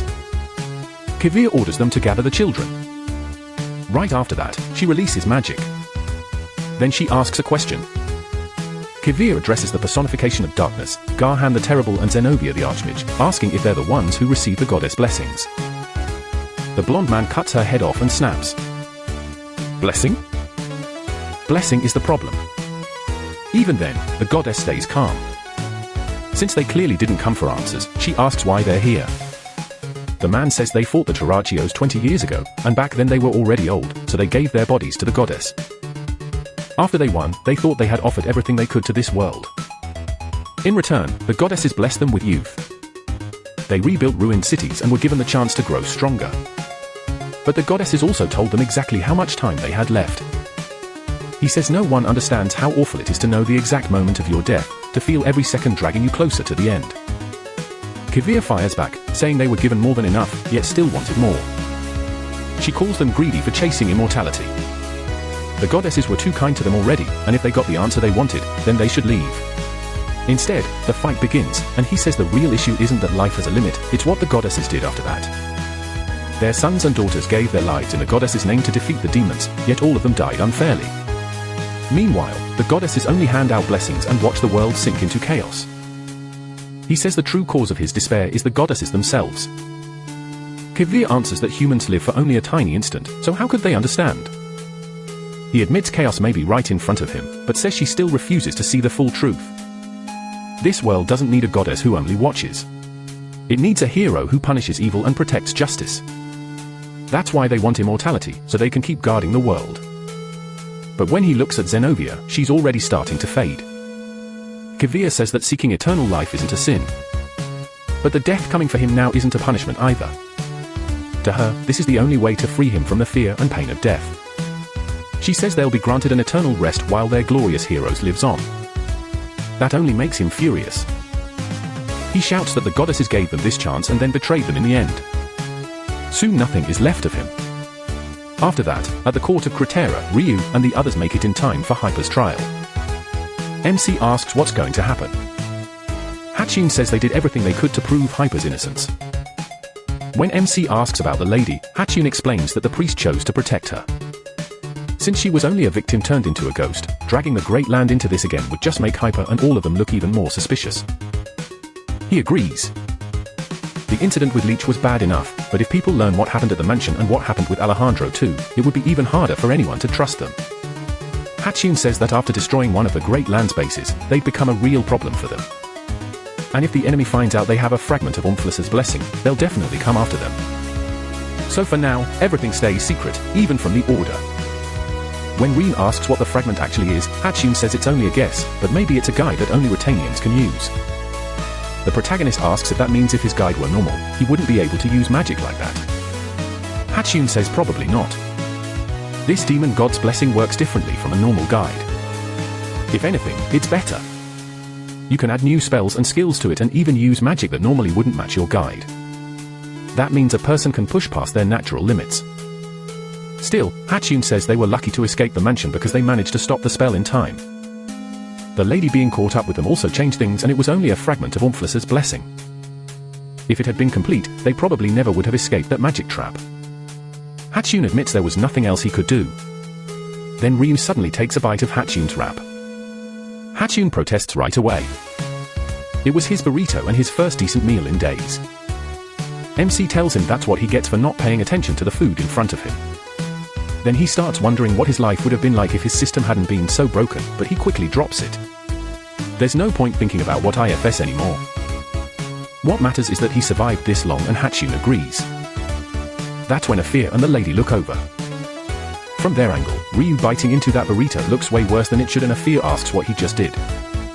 Hatsune says he just shoved his face in without even asking. Yeah, it looks really bad. Afia jumps at the protagonist in confusion. Then the story shifts back to the goddesses. They exist in a dimension far above humans, not limited to just 4 dimensions. To them, people are like flat shapes drawn on a surface. The eternity humans want is just another layer of existence to them, which is why attacking a goddess was supposed to be impossible, at least until now. With dimensional sealing magic, the blonde man says a being that huge is now trapped in a tiny space. Their positions have flipped, and now even he can touch her divinity. He says her future will keep repeating inside this space. Then asks if any goddess could discover their plan while they're hidden in a lower dimensional field. She isn't sure, but warns that if they do find out, the goddesses of time and space will come for them. He reveals that when he cut his hair, that was the moment he activated the spell. So even if she realizes it now, it's too late, they already absorbed half of her darkness power. Still, he says half isn't enough to gain immortality. He suspects it's because Ormflus' blessing is incomplete, and thinks they'll be able to absorb all the goddesses once the orb is whole. She asks how he plans to pull that off. To keep the goddess trapped, they can't even step outside this neutral space.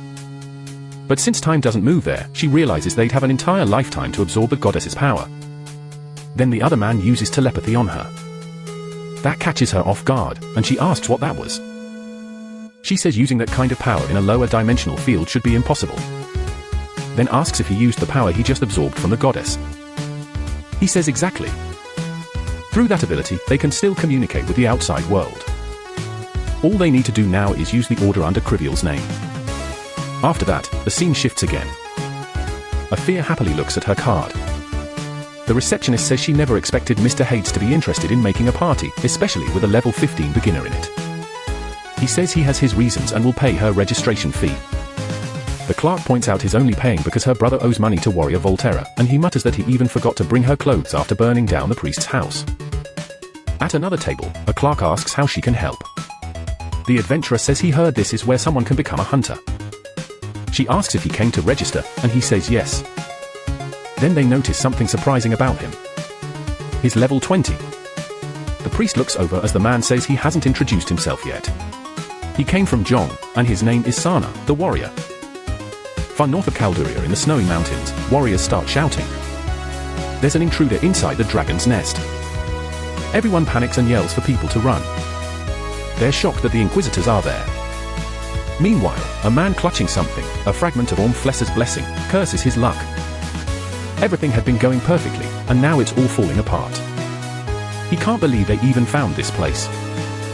While he runs, one of the Inquisitors stomps him to the ground. The Inquisitor asks where he thinks he's going. The man claims he's only a traveler, someone with nowhere else to go. He drops to his knees and begs to be allowed to leave. The Inquisitor says their reputation may be bad, but they don't hunt refugees unless he belongs to the Great Land. So the man suddenly fires at the Inquisitor. He says the Inquisitor should have killed him when he had the chance, because no one survives a shot from that weapon. But the Inquisitor takes the blast right to the face.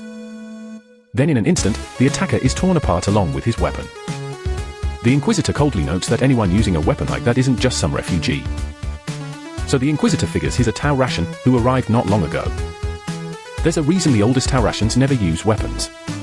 Nothing about this is random. When he checks for the blessing fragment, it's gone. Then a light shines from the top of the nest. He looks up and realizes the man already absorbed the blessing and grew huge. He says it's too bad his first opponent is only a healer. Then he asks how they even learned a blessing was hidden there. The Inquisitor ignores the question and just warns him not to touch his mask. The guy flicks him anyway and cracks the mask. That instantly scares him. How can someone this strong even exist? Then the Inquisitor lowers his hand and says everything happens for a reason. After that, we cut back to the Crater Valley, where people are shouting to stop her before she escapes the dungeon. From the top of the bridge, someone leaps down. It's a Fury. At the same time, the giant centipede goes after the others. The leader there tells the beast to come up. But the one who actually drops from above is a Fury, and she quickly throws an electric sword. That's the power of a magic swordsman, and she's gotten really good with it. The hunters start talking about her. A Fury only showed up 2 months ago, but she's growing at a terrifying speed. Rumor says her sister died in a dragon nest incident and that pushed her to become a hunter. One guy says it's creepy how much the other knows, but he snaps back and tells them to quit talking and stay focused. That monster won't go down from something that weak. Then Hades shows up and now he's carrying a new wand. He fires a spell at the creature and activates the wand's device, freezing it solid. The guy can't believe it. Is this really Hades, the top mage who can attack and support at the same time? On top of that, he even uses spells he created himself. Hades says he expected this. The magic stone couldn't handle high-level spells. Then the bald guy comments that she somehow gets prettier every time he sees her. Another soldier asks if he's even sure that's a girl, and he shrugs it off looking won't hurt anything. The other man says he remembers seeing Mr. Hades on posters, and he's also sure the image included the man from the Sword King tribe, the warrior Valterra. Then we shift back to that group. The two people Hades and Protosave show up and admit they feel a little guilty after letting those two do all the work. One of them says he thought Proto would be bigger, but he mixed him up with the Spear Warrior. That's because of something that happened 2 months earlier with the warrior Valterra. So we cut to Proto inside a cage at the Adventurers Guild. A noble says the place looks more like a prison. Mr. Otto explains that this world's buildings were influenced by people from the other world. Then Otto asks what brings the judge to the guild, and the judge says it's about a white-haired girl who was sentenced. He calls her beautiful, says it's a shame she works as a filthy hunter, and claims he came to check on her group because he's concerned. This guy barely appears and he's already annoying. Even Otto looks fed up with that nasty expression. The judge asks if the mood here is always this tense. Otto explains that hunters are naturally rough, but armed fights inside the guild are strictly forbidden. Anyone who breaks that rule loses their license. But there's one exception. When a new registrant shows up above level 20. That usually means they might be from another world.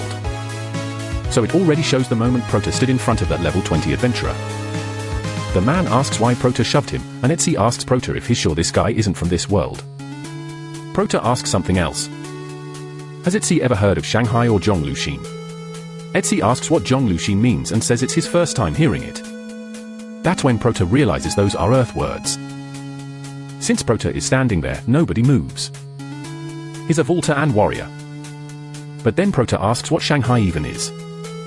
He's been trapped in this world for 22 years and barely remembers anything. He mutters something like spicy Shanghai. I've heard that before. The other guy thinks it's some kind of test. So he draws his sword, assuming it's part of the check. But this idiot goes way too far, and when he tries to attack Proto, he actually yells that Proto is only a lousy level 5. Proto just stops him and damn lands one hit right in his face, and the guy goes flying. Everyone starts freaking out. Level 5? He said level 5? A Voltron level 5? Prota starts panicking and Pierre even tries to jump in. Basically saying, what did you think would happen if you punched a Voltron idiot?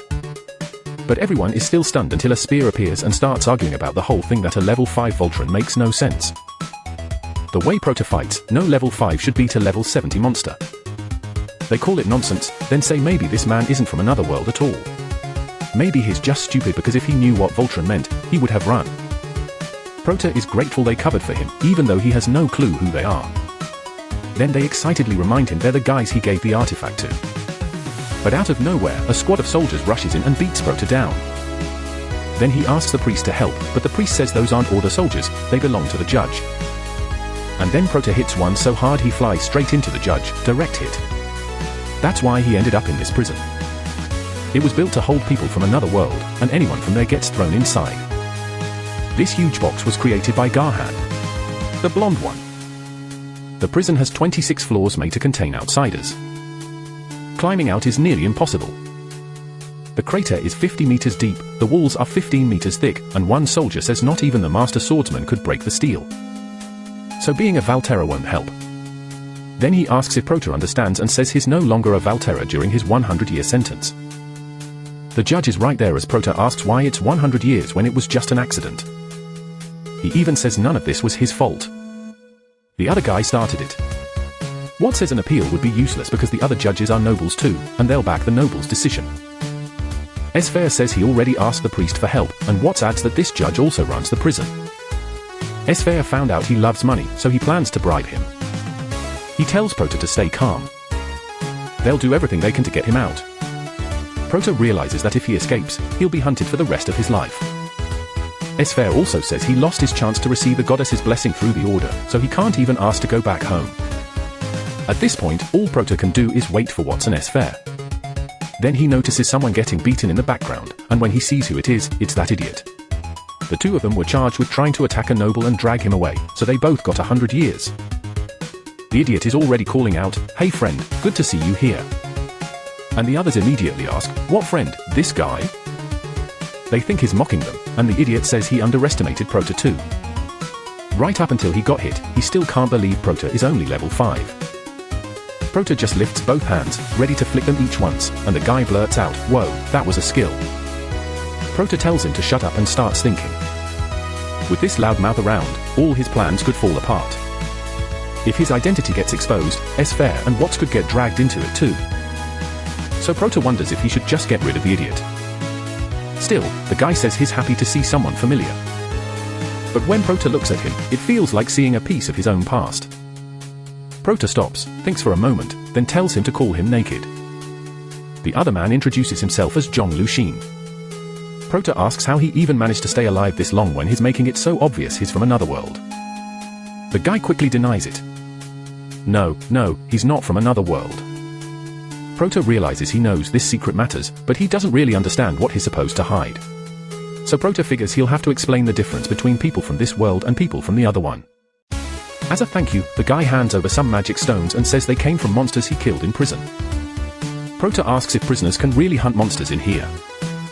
The guy says yes, it's basically work, and that's why those other prisoners were trying to steal his stones. Prota asks if this place is basically a prison dungeon, if so they can enter dungeons. But that still seems weird, since there's nowhere to sell the stones here. Then the guy explains that if he hands them to the guards, they reduce his sentence. Prota finally gets it. Meanwhile, up above, the judge speaks to a sealed box, saying he's heard that people from Earth never forget the thrill of killing. Once they start, they gain a ton of experience, and the stronger the person they kill, the more they get. He admits